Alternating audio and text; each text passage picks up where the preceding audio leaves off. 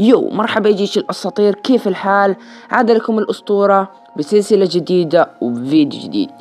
سلسلة اليوم هي ستوري تايم أو قصة من حياتي. أتمنى هذه السلسلة تعجبكم وتعطوني رأيكم فيها في التعليقات، وطريقة حكي القصة أتمنى تعطوني رأيكم فيها في التعليقات. ويلا بينا نبدأ، ولكن قبل البداية لا تنسى تضغط على زر اللايك، تشترك وفعل الجرس لأنك راح تستمتع بالمرة.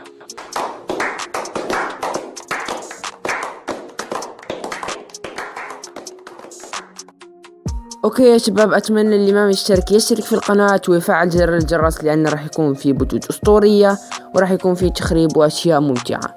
واتمنى توصلوا هذا الفيديو لاكبر عدد من اللايكات وتشاركوا هذه القصة مع اصدقائكم. ويلا بينا نبدأ في المقطع. Let's go. القصة تبدأ في احد الايام الدراسية لهذه السنة، وبالضبط يوم الخميس، ومن الساعة 10:30 إلى الساعة 12:10 كان عندنا مادة الإنجليزي، وساعتين مرت تمام في أفضل الأحوال، ورن جرس إنهاء الحصة والخروج، وكانت آخر حصة. وينود أحد التلاميذ المجتهدين ويقول لك أول واحد يخرج من القسم راح يأكل عصا أو ياخد عصا من عند جميع تلاميذ القسم. أوكي، فالجميع بقى في القسم وبقينا متأخرين. والسادة ثم تأتي الأستاذة وقالت إن آخر واحد يبقى في القسم راح ياخد ناقص من نقاط الفرد، نقاط الامتحان. وأنا الحمد لله كانت عندي نقاط جد كويسة، وكنت خايف على راسي، فما عرفت شو أفعل، وكان عندي مشاكل مع الإدارة وخفت أنه يعمل لي تقرير أو التزام أو شيء من هذا القبيل. المهم بقيت أفكر، فقررت أني أهرب من القسم وأخرج، يعني حبيبي ورك. وحسبت 1 2 3 وتسمع اجري اجري اجري. خرجت من القسم وسمعت هذا الصوت.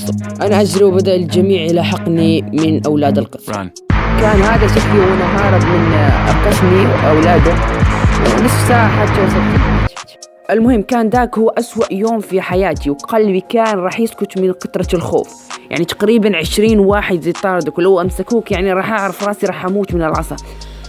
المهم وصلت للمنزل الحمد لله في أحسن الأحوال، وقلت النوم راح ينسوني.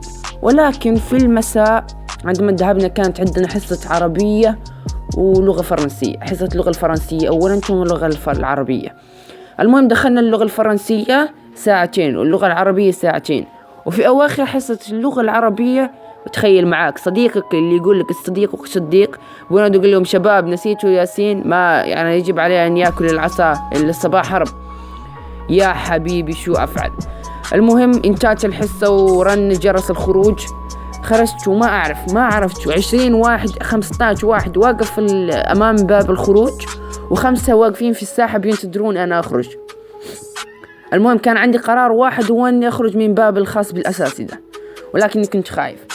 المهم ظهر لي أستاذ الفلسفة وذهبت لكي أسأله ليش ما بقى يحضر لنا الحصص، وطلبت منه أني أخرج من الباب الأساسي، فوافق.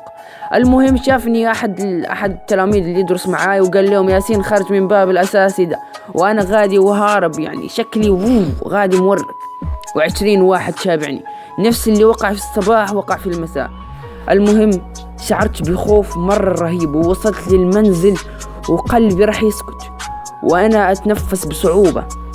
ولكن الحمد لله مر ذاك اليوم على خير، وقلت الحمد لله، يعني مرت 24 ساعة على اللعبة، يعني انتهينا ماشي دوري الآن. المهم مر ذاك اليوم الحمد لله، وكان هو أسوأ يوم في حياتي، ما كنت أتوقع أنه يدوز يوم أفضل منه. أوكي، في اليوم اللي بعده اللي كان يوم الجمعة كانت عندي 2 ساعة حصة رياضيات و2 ساعة حصة فيزياء، ونصف اليوم نصف اليوم الثاني كان يكون عندنا إجازة عطلة. المهم دخلنا حصة الرياضيات ثم حصة الفيزياء، وناد أحد التلاميذ في آخر الحصة وقال لهم ياسين يا شباب ما أخذ البارح هرب منا ويجب علينا أن نمسكه ونعطيه العصا.